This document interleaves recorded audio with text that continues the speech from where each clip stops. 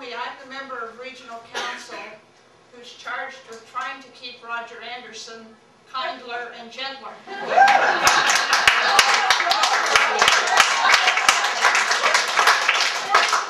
I don't think I'm doing that great a job, but I tried. We remember before you got there.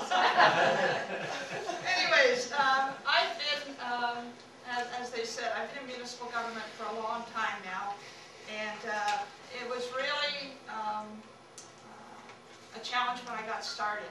I had moved to the community. I had only been there 2 years, and I was a newcomer, moved from Alberta back to Durham region, but had been away for about 5 or 6 years in Alberta, and came back to a new town and decided that, you know, I didn't like the recreation programs. They weren't enough. I didn't like parks, all those things my kids wanted to do. I got to do something about it. So I ran for council.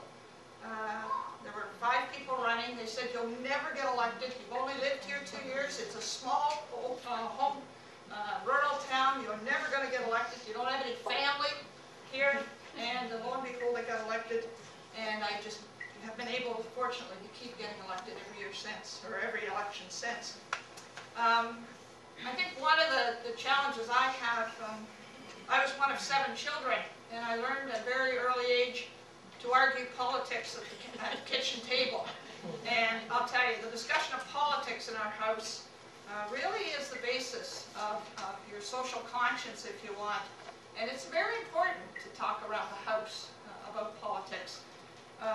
Too much today, I hear people slough off politicians as all being the same kind of people and they're only in it for themselves and all those other labels they put on us these days. But my dad campaigned in the Mitch Hepburn years. My liberal roots go back a long way. And so as one of those 7 children, I learned how to hold my own. 4 boys, 3 girls. You learn to hold your own.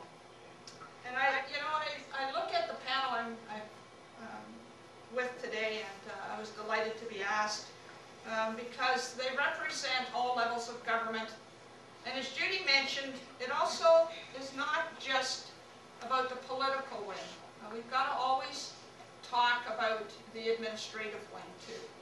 And that is so critical, I think, in politics. In Scugog Township, we're fortunate. We are above average in terms of the number of women we have in on the municipal council. The average for municipal politics right now is about 22% are females in municipal government. We have 3 of 7 councillors are females. But I think the other thing that really comes home to me every time I'm in the council chamber is we have an equal number of female commissioners as we have male management, senior management. It's equal. And in front, and I tease my colleagues a lot because the front table is made up of the clerk, the mayor, and the CAO, and all 3 are females. And that has a big bearing, I think. It can't just be about the political wing in municipal government. It's very much a team, and we've got to make sure that it's not only getting elected, but that the policies that are being developed are coming from that female perspective, at least on an equal basis. And I think that's critical.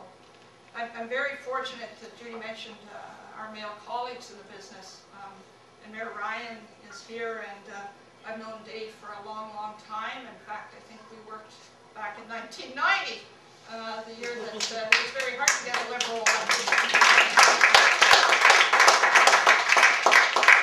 But I think it's really important that you have that friendship of the your male counterparts as well. As we were standing at the back today, Ann and I were talking about Dave, as we do from time to time. And I said, you know, there's really good guys in politics, and they wouldn't be there without those strong women behind them. It's very much the same.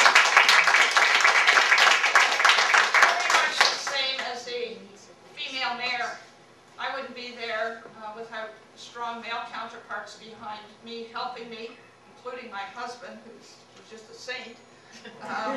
But at the same time, we're back to the management issue, and you need that mix there as well. In Durham, there are 2 female mayors, not enough in my opinion. And there's only 6 of 28 regional councillors are females. The numbers are very reflective of Canada, where only 12% of mayors are women. So we're very reflective in Durham. But I think a comment that I heard just a few minutes ago, 4 of the 6 females on regional council serve on social services. And I think until we get gender equality across all the committees, in all areas of what we do, we're going to have a hard time turning the whole ship around to being more equal for all of us. And I think that's an important consideration. I think, just to conclude a little bit, some of the issues for women to get elected, and I think it's important, is we need to speak on all the issues. We've got to watch that we do not get perceived to be only speaking on female issues. We've got to talk about a full gamut of things. I think, you know, they talk about thick skin. Yeah, you have to have thick skin, although I think men sometimes have thinner skin than women. You've got to have a little bit of thick skin over the years. I think that develops. That's experience, not thick skin. You certainly, I think, need support of your family and friends. If you don't have that, you've got nobody to go home and vent and, you know, kick the dog around sort of thing. I didn't say that. And you know, women continually, and it still happens these days, we're billed as too aggressive. The B word comes up a lot, especially at regional council, if you're dealing with an issue that you can't fund or you can't do what everybody would like to do, because it would be the easy thing to do instead of the right thing to do. And, you know, I think at the end of the day, it's just about doing what's right. And it doesn't matter whether you're male, female, or whatever.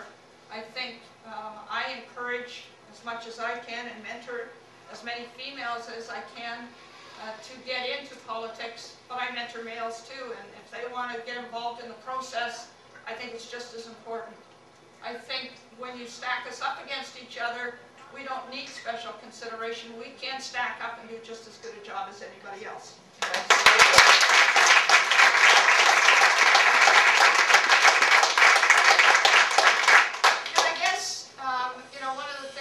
When I was first getting started, they said, you know, it's hard for women. They don't have fraternal organizations. They don't have the old boys club.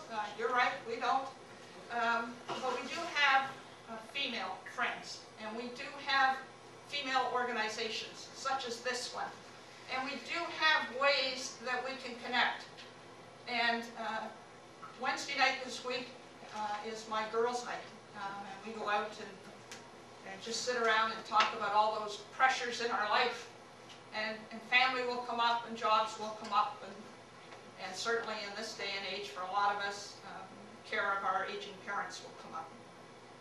But at the same time, what also will come up is what's going on in the world, what can we do better, how are things going at council, how can we help, those kinds of things. And that's what it's about. It's about getting together with people and just doing the best you can with what you got. So I'll leave you with that. I thank you again. Unfortunately, I have a family commitment, and I'm going to have to leave at lunch, or when you break for lunch here, but I certainly want to thank you for the opportunity to come and speak today.